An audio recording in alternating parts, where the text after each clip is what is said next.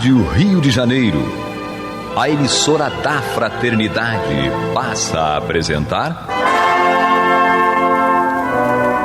Luz na Penumbra, programa que leva ao seu coração a mensagem da doutrina espírita.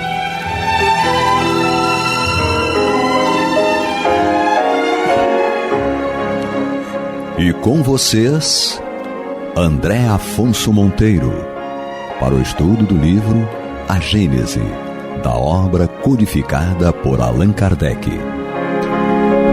Olá, amigo ouvinte e internauta da Rádio Rio de Janeiro, a emissora da Fraternidade, a rádio que toda a família pode ouvir, programa Luz na Penumbra, estudo da obra A Gênese, comigo André Monteiro, e hoje aqui nós vamos ter uma dupla de 3.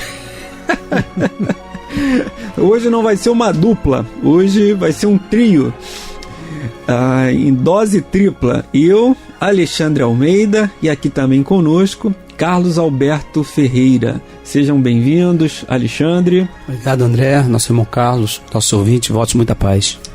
Muita paz a todos, meus ouvintes. Muito bem, e vamos retomar aqui o nosso estudo da obra Gênese. E não podemos esquecer o Pablito ali, na técnica, fazendo a gravação aqui conosco. E nós vamos retomar aqui o nosso estudo a partir do item 6363, do capítulo 15, Os Milagres do Evangelho. E nesse capítulo aqui, nesse item, Kardec, ele traz o seguinte para nós. Deixa eu voltar aqui. Muito bem.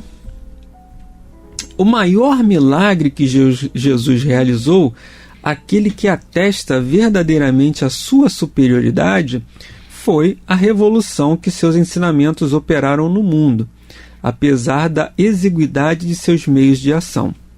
Com efeito, Jesus, obscuro, pobre, nascido na condição mais humilde, no meio de um pequeno povo quase ignorado e sem preponderância política, artística ou literária, não pregou mais que 3 anos. Durante esse curto espaço de tempo, é desconhecido e perseguido pelos seus cidadãos, caluniado e tratado de impostor.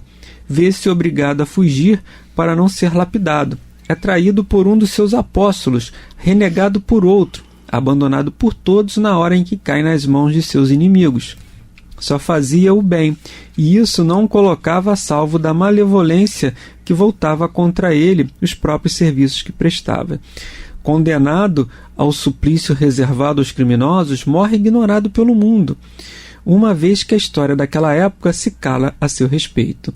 Nada escreveu, entretanto, ajudado por alguns homens obscuros como ele, sua palavra foi suficiente para regenerar o mundo. Sua doutrina matou o paganismo onipotente e se tornou o farol da civilização. Muito bem. Então, Alexandre, você vê que aqui Kardec ele traz, que o maior, ele traz uma analogia para nós muito importante, que esse capítulo, esse subitem, o 63, ele está inserido dentro do capítulo que Kardec traz aqui as explicações para os milagres ocorridos no Evangelho, os feitos, os prodígios que Jesus, nesses 3 anos enquanto esteve conosco, que ele produziu, e Kardec comenta e explica alguns aqui. João, o evangelista, ele vai dizer em seu Evangelho que se todos os feitos de Jesus fossem narrados, que não ia ter biblioteca no mundo para contabilizar os livros, se todos fossem escritos. Então aqui, Kardec selecionou alguns que já estavam selecionados também lá no Evangelho, pois muitos foram os feitos de Jesus. Você imagina, em 3 anos, a cada dia devia ser um feito, porque Jesus não estava no mundo, digamos assim, sem um propósito. Então, tudo em Jesus tinha um propósito. Então você vê que ele traz essa analogia que para dizer que o maior milagre que Jesus produziu, que atesta a sua superioridade, foi a revolução dos seus ensinamentos, apesar da exiguidade dos seus meios de ação. Sem instrumento nenhum. Não tinha WhatsApp, não tinha e-mail, não tinha internet, não tinha energia elétrica, não tinha computador, mas ele revoluciona revoluciona e revolucionou o mundo quando esteve aqui conosco. Interessante tentarmos que no mundo onde o sofrimento está a todos os lados, onde ele estava, ele encontrava, como você mesmo colocou, meios de poder operar o socorro. Fosse ele através de uma cura espiritual, através da sua pregação, seus esclarecimentos. Então, o que nós temos conhecimento hoje, que está registrado por terceiros, é justamente uma pequena parte dos seus feitos. Um dízimo da sua passagem aqui. Exatamente. E é possível, né, que tenha havido muita dificuldade ou tenha dado trabalho para aqueles que se dedicaram a registrar alguma coisa, a selecionar, estabelecer algum critério. Porque nós vamos observar, imaginemos uma criatura com a potencialidade que ele trazia na condição de espírito puro, está encarnado no mundo de provas e expiações, numa época em que não se tinha os recursos que temos hoje, científicos e tecnológicos. Então tudo demandava muito mais esforço. E toda uma opinião e toda uma autoridade contrária à sua ideia. Exatamente, havia todo o que nós, permitam-me usar um termo muito empregado nos dias de hoje, o sistema da época conspirava contrariamente. Porque a proposta dele era única e exclusivamente de atender, de auxiliar, de servir. Num mundo onde nós ainda temos o egoísmo, como Kardec mesmo coloca, como os espíritos nos ensinam, né? Como uma das maiores chagas para o nosso processo evolutivo, imagina a dificuldade que o Cristo não teve para se deparar com isso. Nós estamos aqui usando um microfone que está atingindo alguém do outro lado do planeta, né? Ou seja, uma palavra que o André e o nosso irmão Carlos deu aqui pode atingir alguém que nós sequer conheçamos. Mas Jesus ficava limitado àqueles que o seguiam, né? Com as limitações da época, tendo ele, na verdade, todo esse potencial por ser um espírito puro. Você imagina o que é você explicar ou atender alguém, você tendo mais recursos e sabendo que o seu interlocutor não está capacitado a lhe compreender. Quando nós estamos no mesmo nível já é complicado. E aí eu me vejo até na sala de aula, né? Quantas vezes o professor falou alguma coisa e você literalmente boiou no que ele estava falando. E você vê que ele usa de uma pedagogia para aplicar aquele conhecimento, adaptar aquele conhecimento ao público para o qual ele estava falando, né? Sim, porque não era uma questão de amostra, né? Era a humanidade como um todo. Então ele usava das parábolas para atingir aqueles que tinham uma dificuldade de alcance, né, da compreensão da mensagem, mas ao mesmo tempo, ele como Senhor dos Espíritos, ele sabia que aqueles encarnados e também desencarnados que ali estavam e que já tinham um amadurecimento espiritual, que podiam compreender, quando ele usava de uma linguagem mais simples, ele dizia assim: aqueles que têm ouvido de ouvir, que ouçam. Isso tudo, Carlos Alberto, em 3 anos. Em 3 anos, e o que é interessante, vocês estão falando, até quando você iniciou a tua fala, que a gente não sabe mensurar a quantidade de feitos. Que realmente, o que está registrado é isso aqui, nesses 3 anos. Mas de 12 anos a 30 anos... O que ele fez? Será que ele não tinha a mesma capacidade da cura, né? Um espírito puro, né? Encarnado entre nós. Talvez ali em Nazaré, onde ele nasceu, talvez por ele conviver com aquele pessoal, o santo de casa não faz milagre, né? Não tem uma história... Diz assim. Tem um ditado, né? Conviveu com aquele pessoal, onde ele fez menos foi em Nazaré. Até mesmo porque não tiveram a fé necessária para que ele pudesse, né? Ele talvez até curasse. Mas havia em determinados momentos, gosto muito interessante de Jesus, os 10 leprosos, por exemplo. Os 10 foram curados. Mesmo que um só voltou para agradecer, mas no corpo, a chaga, foram curados. Sim. Certo? Mas aquele que voltou para agradecer foi curado da alma, né? Os outros não foram curados, mas da chaga foi curado. Ali foram 10 numa tacada só. Alguém já parou para pensar nisso? Ele nem chegou perto. A mulher hemorroíça, né? A mulher hemorroíça. Nem, assim, foi involuntário, inconsciente. Ela sugou a energia. Ela toca nas vestes dele e se cura. Ela sugou. Agora, onde ela arrumou força? Fé. Para que ela pudesse vencer aquela multidão, aquela turba, e você pode imaginar Jesus, todo mundo tocando em Jesus, tocando, esbarrando. Quantos não tocaram nele ali? Essa mesma força que nós temos e que nós não sabemos que temos essa força. E aí que ele diz, né? Se soubesse, ó raça de pouca fé, se soubesses da sua do tamanho da sua fé, seria capazes de mover aquela montanha, né? Um grão de mostarda, né? Se tivesse uma fé do tamanho de um grão de mostarda, teria a capacidade de mover aquela montanha.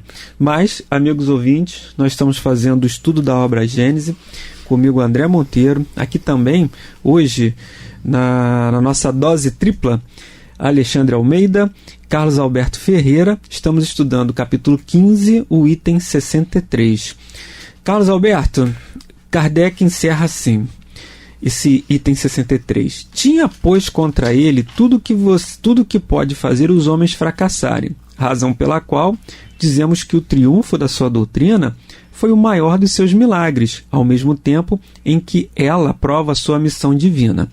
Se, ao invés de princípios sociais e regeneradores, fundados sobre o futuro espiritual do homem, Jesus só tivesse para oferecer à posteridade alguns fatos maravilhosos, talvez apenas o conhecêssemos de nome nos dias de hoje.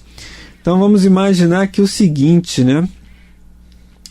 Primeiro, vamos imaginar nós em uma missão, numa tarefa qualquer. Ao sinal da dificuldade, quando você vê assim, você imagina você ter a consciência de que você poderia ser crucificado, porque isso estava predito nas Escrituras. Alguns profetas lá do Antigo Testamento, o Cordeiro, o profeta Natã fala isso lá com o rei Davi, né? Já prevê a vinda do mestre. Isaías acho que fala que ele ia ser perseguido e crucificado, e ele vem com todo esse conhecimento, com toda essa informação. Tudo bem que nós sabemos que não há o determinismo, né? Que aquilo ali não era para ter sido dessa forma, mas que existia essa possibilidade. E vamos imaginar nós, né? André, você vai ter que fazer uma tarefa ali. Às vezes a gente, para pregar num ambiente pregar assim, divulgar a doutrina, num ambiente que é de risco, a gente fica com o pé atrás. Assim, vai lá, tem que fazer uma palestra no centro espírita tal. A gente começa, é área perigosa, é área de risco, não é de risco, como é que eu faço? E se tiver um inconveniente, muitas vezes a gente recua e você vê que ele não tinha ele não pensava ante as dificuldades que o mundo material daquela época fornecia a ele, né? Isso, André. O que acontece de muito interessante nessa estada de Jesus é a questão do testemunho da verdade.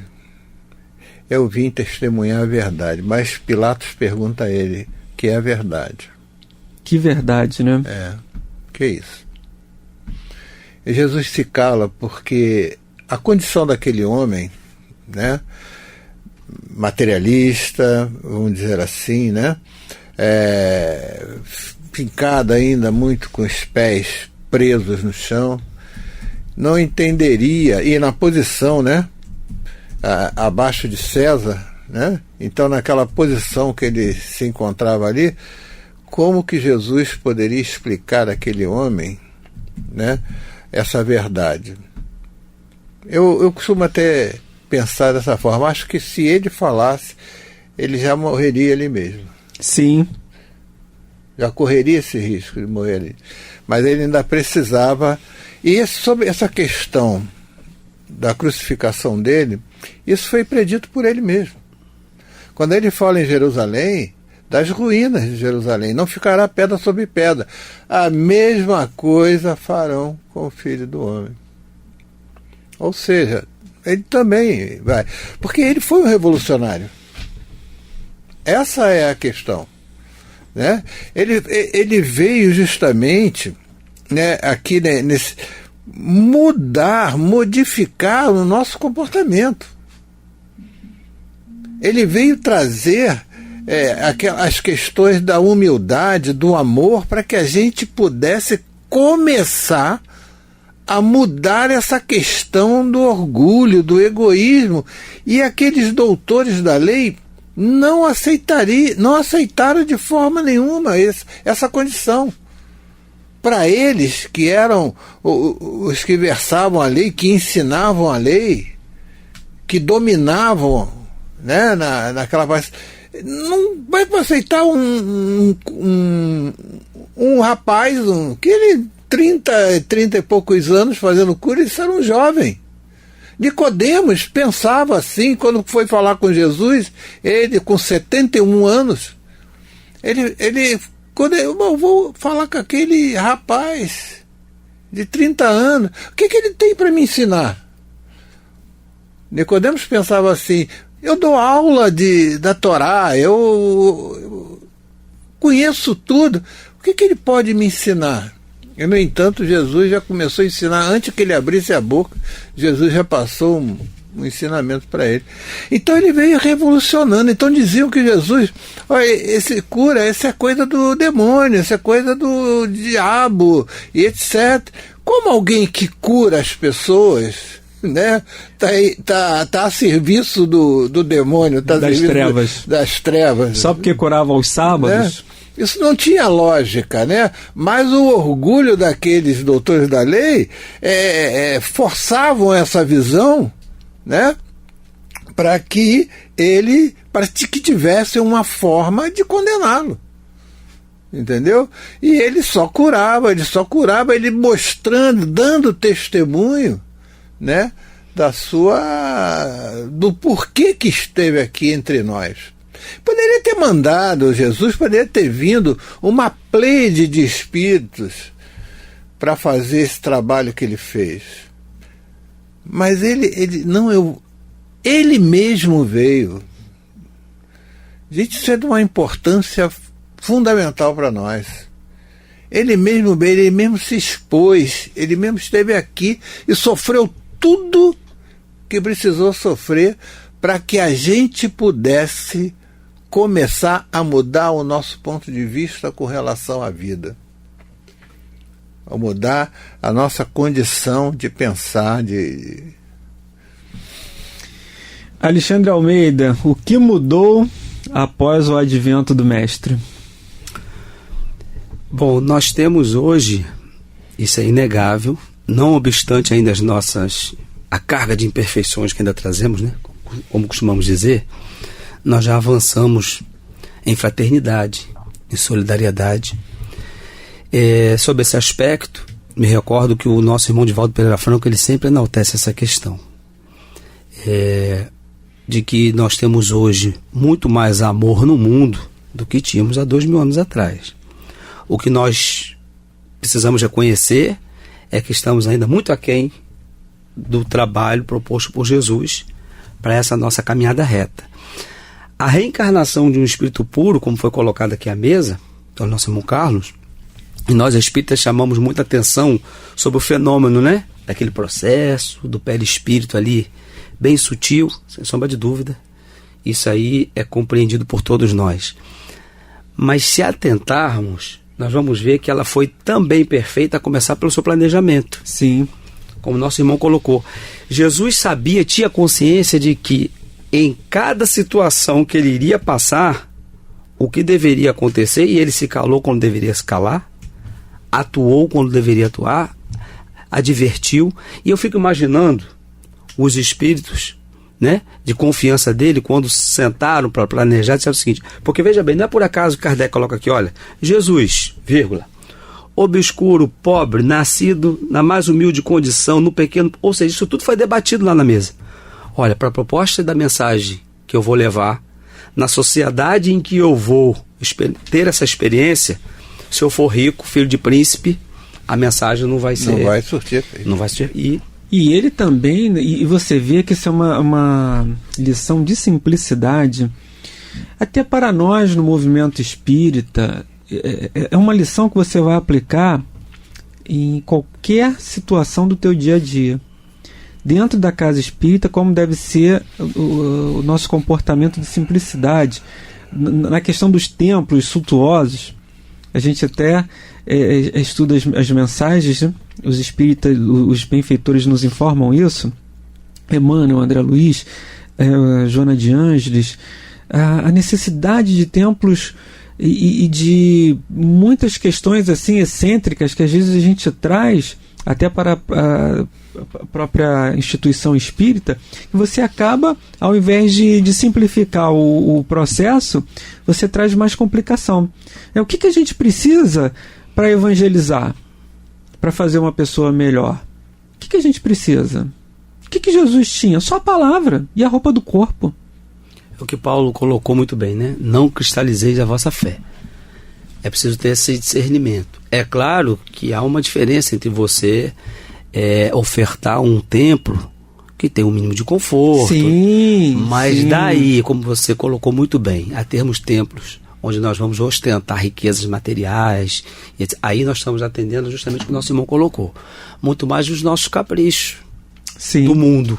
Como se a divindade precisasse, para ser divino, de atender aos nossos caprichos. Os requintes, né? Porque uma coisa é você ter o conforto, um local que você possa sentar adequadamente, que você possa ter uma temperatura, né? Um ar-condicionado. Isso é lícito. Mas muitas vezes também, né, Alexandre, até na própria pregação, na forma como você vai orar, na forma como você vai se colocar. Às vezes você também, os requintes não estão só nas questões materiais, mas também na nossa própria fala, né? No nosso comportamento, né, Carlos? Olha, o perdão de Jesus para todos nós, quando ele pede ao Pai que nos perdoe, porque não sabíamos o que fazíamos, se ele não fizesse isso, se ele não realizasse esse perdão naquele momento, tudo que ele fez não teria nenhuma validade. Teria ido por água abaixo. Teria tudo ido. Mas aquele perdão foi como ele marcou ali as nossas consciências a fogo. Impressionante a grandeza desse Espírito. A encarnação desse Espírito aqui entre nós começou através da formação de uma equipe de espíritos puros, a começar por Maria. Sim. A começar por Maria. E José também, né? José que se anulou para poder manter aqueles dois espíritos ali como uma proteção mesmo. Então, aquele espírito de uma envergadura altíssima, ele se anula propositadamente para que ele pudesse ali. Então, nós vamos ver qual espírito teria a condição para trazer no ventre um espírito da luminosidade de Jesus. Me permite, André? Sim. É só um breve comentário. E temos que levar em consideração também o contexto social de Jesus, né? As peculiaridades do povo onde ele reencarnou. Não é nenhuma crítica, apenas estamos ressaltando fatos, né? Uma sociedade patriarcal, sim, ainda com valores, né, sociais muito arraigados, daquilo que nós chamamos hoje do machismo, etc. e tal, muito preconceituosa, que fazia muita discriminação. Então Jesus ainda tinha o desafio de falar, trazer a revelação, né? Trazer as verdades espirituais, observar as leis materiais dele, que nós vamos oportunamente falar mais adiante. Com certeza. Amigos ouvintes, nós chegamos ao final do programa de hoje, desejando muita paz em seus corações e até a próxima semana, se Deus quiser. Você está ouvindo o programa Luz na Penumbra.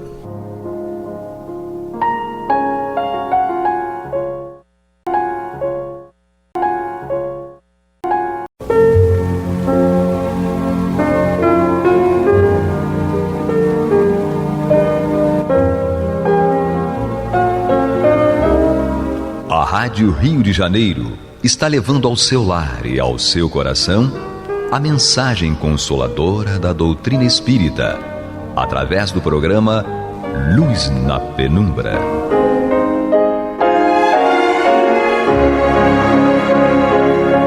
E agora com vocês, Nádia do Couto Vale, para comentar o Céu e Inferno ou a Justiça Divina segundo o Espiritismo, da obra codificada por Allan Kardec.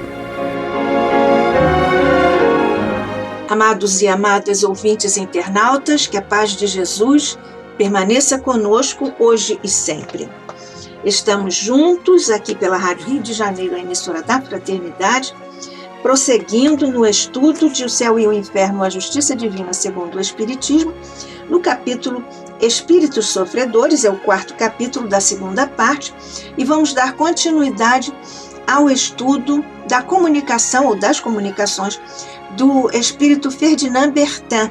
Nós lembramos que ele se insinuou para, de uma certa forma, provocar a própria comunicação, mas já observamos que isto está sob controle de espíritos de alto nível, altamente preparados, que presidem as reuniões mediúnicas, e então Ferdinand Bertin se comunicou espontaneamente, portanto, no dia 8 de dezembro de 1863, revela um sofrimento atroz. Nós vamos lembrar que ele disse que estava num medonho abismo, pedia auxílio.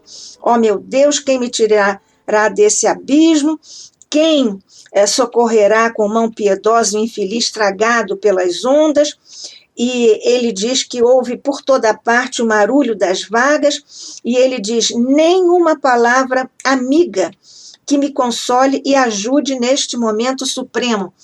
Nós vemos aqui que ele está rogando uma amizade, uma mão amiga, uma ajuda, e aqui nós vemos a participação do mundo afetivo, da faixa de afetividade que todos nós temos, porque quando estamos em necessidade, justamente precisamos de uma mão amiga. E devemos, portanto, valorizar a amizade como um grande tesouro que todos nós temos, e devemos tratar muito bem e manter as nossas amizades com todo carinho. Então, ele vê que está com o sofrimento, e nós não podemos ignorar isso quando conversamos com os espíritos à mesa mediúnica. Os mentores sempre operam providências magnéticas para o espírito, entre aspas, sair do sofrimento. Quando é que isto ocorre? Isto ocorre no caso de mortes violentas, de acidentes, de tortura, de suicídio, e nós vemos isso no estudo do nosso querido codificador Allan Kardec e dos espíritos superiores respondendo a ele as perguntas 154 até 165, uma nota preciosa de Kardec, em O Livro dos Espíritos.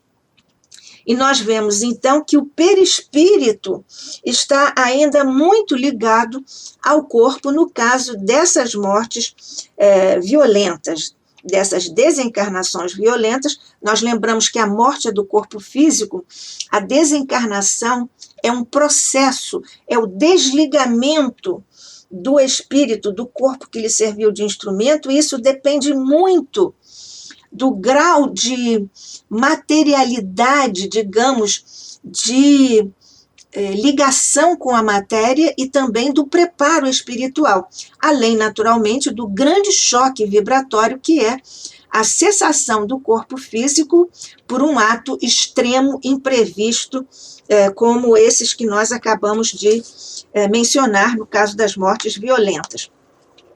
E consegue aqui, então, o espírito traduzir este clima, este sofrimento da pessoa que está se afogando. E ele continua nessa comunicação. Ele diz: entretanto, esta noite profunda é bem a morte com seus horrores, quando eu não quero morrer. Oh, meu Deus, não é a morte futura, é a passada. Estou para sempre separado dos que me são caros. Vejo o meu corpo e o que há pouco sentia era apenas a lembrança da angustiosa separação. nós vemos aqui várias questões. Por exemplo, a noite profunda associada à morte com seus horrores. Porque a noite sempre traz algum sentimento de insegurança, até mesmo de medo. E então nós vemos essas situações. No caso, ele diz que não quer morrer. De um modo geral, as pessoas que sofrem essas mortes violentas, efetivamente não estão nem pensando nisso. Mas ele cai em si e diz, oh meu Deus, não é a morte futura. Portanto, ele sabia que, de alguma forma, ele ia desencarnar, porque todos sabemos que vamos desencarnar. Mas ele se dá conta de que não é a morte que normalmente se espera para o futuro, mas já é a morte que acabou de acontecer. Ele diz, é a passada, é a que já aconteceu. E nós vemos aqui o papel da afetividade. Quando ele disse, nesse momento derradeiro, estou para sempre separado dos que me são caros. Aqui nós vemos a projeção do espírito que visita ou revisita ou reviravolta, há uma reviravolta no seu mundo íntimo. Ele busca os seus amores, mais uma vez, a parte da afetividade, ou a participação da afetividade. Então, ele aqui novamente diz, então eu estou separado dos que me são caros, dos que eu amo. E aqui há ainda a outra questão, que é a separação do corpo, com a percepção que tem o espírito de dualidade. Ele diz, vejo o meu corpo. Aqui ele já se sente separado do corpo, porque ele vê o corpo. E o que há pouco sentia era apenas a lembrança da angustiosa separação. Ele se dá conta de que, não exatamente no nível de convencimento ou de convicção de que ele, espírito, sobrevive à matéria, mas ele aqui está dizendo que ele está vendo o corpo separado dele mesmo. E então está, nesse momento, vivendo aquele momento de perturbação que nós já estudamos na primeira parte de O Céu e o Inferno, a Justiça Divina segundo o Espiritismo, e vemos também em várias das trajetórias dos espíritos que estamos estudando, que já estudamos e que ainda vamos estudar, que é a passagem por esse momento, esse período de perturbação, cuja duração depende do grau de envolvimento do espírito com as coisas materiais, portanto, do seu desprendimento, e também dependendo do tipo de desencarnação. Nesse período, nós vemos a confusão de ideias e, na verdade, tudo isso, o grau e a duração desse período de perturbação, como lembramos ainda há pouco, depende do estado evolutivo em que está o espírito desencarnante. E então ele vai passar maior ou menor tempo, portanto vai sofrer mais ou menos, dependendo dessa duração, que por sua vez depende do seu nível evolutivo. E continua aqui a comunicação de Ferdinand Bertin, aqui em O Céu e o Inferno, ou a Justiça Divina, segundo o Espiritismo. Diz ele, tende piedade de mim, vós que conheceis o meu sofrimento. Ele já está sabendo que está falando a outras criaturas, até porque ele quis se apresentar lá à mesa mediúnica, não devemos esquecer isso, portanto ele já sabia que podia se comunicar através de um médium e que estava falando, se dirigindo a outras pessoas ali participando da reunião. E ele pede, lembremos que todos os espíritos, principalmente os sofredores, de uma forma ou de outra, pedem orações. Ele diz, também ele pede orações. Orai por mim, pois não quero mais sentir as lacerações da agonia, como tem acontecido desde a noite fatal. Nós lembramos que, apesar de o espírito ter consciência do que lhe acontece, de que ele já passou por essa morte passada, como ele próprio diz, que não é mais a morte futura, mas ele aqui diz que ainda sente as lacerações da agonia, como tem acontecido desde a noite fatal. É porque as sensações que ele experimentou com o corpo físico na morte violenta, tudo isso fica naturalmente experimentado pelo seu psiquismo, porque é o espírito que sente. Mas então, isso fica guardado, ele não tem mais o corpo, ele sabe disso, mas isso fica guardado na memória emocional do espírito. Nós todos temos a esperança de guardar as coisas boas, temos a esperança de nos livrarmos das coisas ruins, mas nós temos também a experiência de quando queremos lembrar de uma coisa boa, nós revisitamos, retiramos do nosso psiquismo profundo as sensações que nós tivemos quando estávamos felizes. Mas aqui também, isso acontece também quando algo de desagradável, até algo de sofrido, nos acontece. Então, ele diz, não quero mais sentir as lacerações da agonia como tem acontecido desde a noite fatal, porque ele está num momento de memória emocional aqui em reviravolta dentro dele mesmo. É essa, no entanto, a punição, bem a precinto. Ele começa a desconfiar de que aquilo pode ser alguma espécie de retorno da lei, ele pode dizer aqui punição ou castigo, nós espíritas não usamos essas palavras, mas é o sentido que ele dá a esse tipo de experiência que está tendo desde a noite da desencarnação, que ele chama a noite fatal. É essa, no entanto, a punição, bem a precinto. Quando ele diz que pressente, que ele sente por antecedência, é porque determinadas situações da nossa encarnação estão delineadas na nossa trajetória, no nosso planejamento encarnatório, porque antes de encarnarmos, espíritos em nosso nível evolutivo, somos capazes de participar do planejamento da nossa reencarnação. Então ele continua, conjuro-vos a orar. O mar, o frio, vou ser tragado pelas ondas, socorro. Tende piedade, não me repilais. Nós nos salvaremos os dois sobre esta tábua.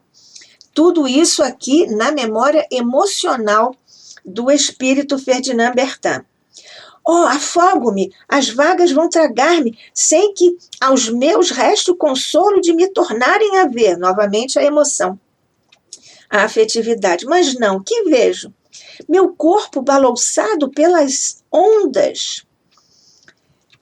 Novamente aqui nós vemos quando sobreleva a emoção, nós liberamos as nossas vivências, e aqui é exatamente o que ele está fazendo. Mais uma vez, a afetividade aflora, e ele diz, será que não vai acontecer nenhum consolo para que os que eu amo, os meus, não é? Tenham o consolo de me tornarem a ver, de me encontrar novamente, que é sempre o que nós desejamos. E essa é uma situação tão delicada, tão dramática, que nos faz, neste instante, rogar aos bons espíritos, a Deus, a Jesus, a Maria, que consolem neste instante todos os nossos irmãos que estão padecendo desencarnações violentas, inclusive esta pelo afogamento. Fazemos esta prece no momento em que nós juntos continuamos o nosso estudo, eu, Nádia do Couto Vale, e você, amigo, amiga, ouvinte internauta, aqui pela Rádio Rio de Janeiro, a emissora da Fraternidade. E continuamos aqui, naturalmente aqui, vendo o que está dito neste contexto, nesta parte da comunicação de Ferdinand Bertin. Ele pede orações, orai por mim, mas não quero mais sentir as lacerações da agonia. Claro, ele quer se libertar do sofrimento, como tem acontecido desde a noite fatal. Aqui nós vemos o valor da prece, o desejo de libertar-se da agonia que se prolonga desde a morte do corpo físico. E sobre a causa da morte, ele dá aqui uma deixa, ele insinua, ele diz, é essa, no entanto, a punição, bem a precinto. Aqui está presente também o papel subconsciente, quando ele diz bem a precinto, porque ele deve ter tomado conhecimento desta forma de desencarnação quando estava participando do planejamento pré-natal, planejamento antes de reencarnar, em que os nossos mentores também estão junto de nós e até nos aconselham sobre o desenho que nós queremos dar à nossa encarnação seguinte, subsequente. Então, nós vemos aqui uma espécie de vai e vem. Emoção, razão, ele diz o mar, o frio, vou ser, diz ele. Quando ele diz vou ser tragado, ele está dizendo, ele é o futuro. Ele já está antecipando, tragado pelas ondas, vou ser tragado pelas ondas, socorro. Vejo o meu corpo separado dele, que aí já está a dualidade a que nós nos referimos anteriormente. Nós nos salvaremos os dois sobre esta tábua. Aqui nós temos a dualidade revertida. Os dois aqui, provavelmente, ele e o corpo. Provavelmente. Dá também a impressão de que sejam duas pessoas na tábua. Mas ele diz, afogo-me, as vagas não vão tragar-me sem que aos meus reste o consolo de me tornarem a ver. Mas não, que vejo meu corpo balouçado pelas ondas.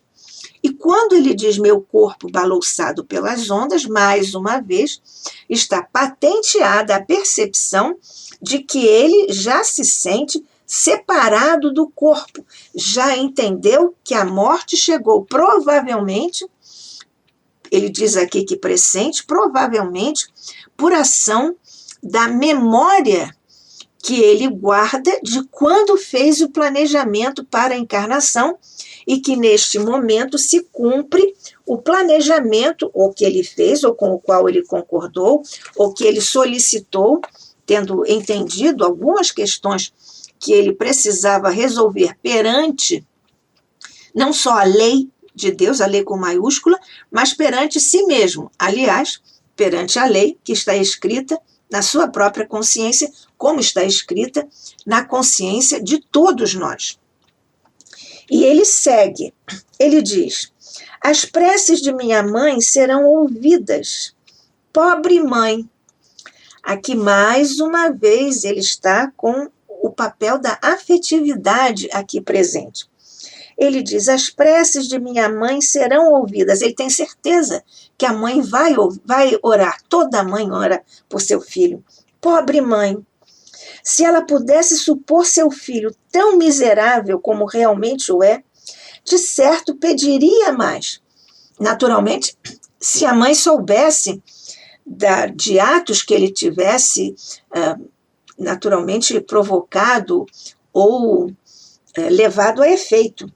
Então, ele diz, se ela pudesse supor seu filho tão miserável como realmente o é, de certo pediria mais, ou seja, oraria mais, faria mais preces. E ele continua, acredita, porém, que a morte santificou o passado e chora-me como mártir e não como infeliz castigado. Aqui ele já declara que esta é a consequência perante a lei de algum ato, ou de mais de um ato, que tenha ele praticado.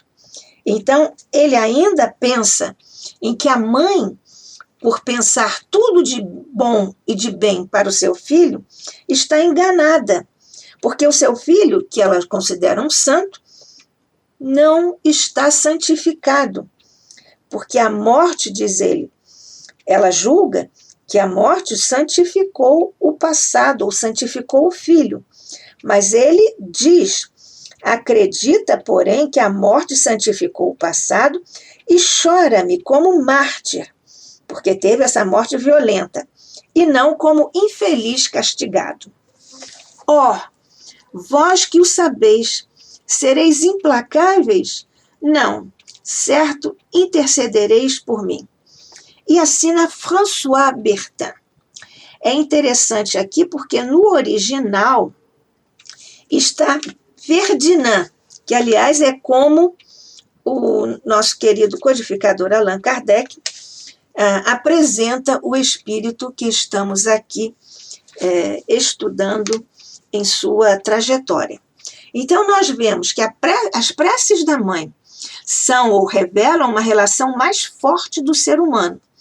Os espíritos mais rebeldes e duros, digamos assim, amolecem, entre aspas, quando nós falamos em Maria ou cantamos hinos a Maria, tá, o poder vibratório da mãe espiritual de todos nós, à mesa mediúnica, quando nós vemos os espíritos assim, tão rebeldes, às vezes tão raivosos, eles ficam muito enternecidos, envolvidos só com o nome de Maria ou com hinos que nós cantamos em louvor à mãe de todos nós por legado neotestamentário de Jesus. E aí ele diz, as preces de minha mãe serão ouvidas. Pobre mãe, se ela pudesse supor seu filho tão miserável como realmente o é, aqui ele faz uma confissão, e é prova de autoconhecimento, que é uma questão que devemos louvar como sendo uma conquista do espírito. Ele se conhece, se reconhece em erro, e aqui ainda julga que pressentia que esse era um castigo. E ele confere a confiança também que ele tem e que todos nós, em que as mães sempre pedem, por ele dizer que a mãe, de certo, pediria mais se soubesse da sua história, do que ele tenha feito. Aí ele diz sobre a mãe, acredita, porém, que a morte santificou o passado e chora-me como mártir. As mães sempre acham que os filhos são muito bons, são praticamente perfeitos. E é interessante que as mães também tenham uma percepção de que os filhos são como todas as pessoas, inclusive como elas que também erram, porque todos somos espíritos. Na verdade, pais e filhos, no fundo, são irmãos que, quando encarnados, assumem essas atribuições, esses papéis, naturalmente, como missão para orientarem os filhos e os filhos, naturalmente, também serem conforto e ajudarem os pais. A mãe, então, ele diz, minha mãe chora-me como mártir e não como infeliz castigado. Aqui nós vemos a participação do subconsciente. Ele tem aqui, revela aqui o sentimento de culpa, porque ele tem a percepção, ele tem a intuição de castigo, que nós espíritas colocamos entre aspas, ou de acerto vibratório perante a lei. Existem outras questões muito importantes, profundas, que são ensinamentos grandiosos para nós, que nós abordaremos em nosso próximo encontro, aqui pela Rádio Rio de Janeiro, no programa Luz na Penumbra. Eu, Nádija do Couto Vale, desejando a você uma paz e uma luz que vem de Jesus por sobre nossas mentes e corações, hoje e sempre. Que assim seja, sob o olhar de nosso Pai.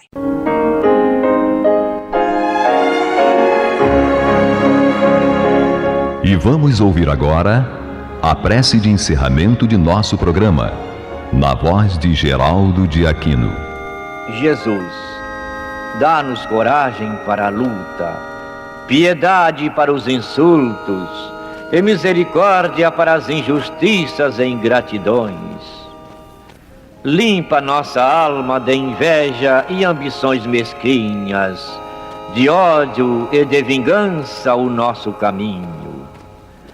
E que dentro em pouco, ao recolher-nos de novo ao calor do nosso leito, para que o sono nos dê a paz e o esquecimento das tristezas humanas, possamos sentir, Senhor, no mais íntimo de nosso ser, a doçura indefinível do Teu amor e a grandeza incomparável da Tua divina presença. Que assim seja.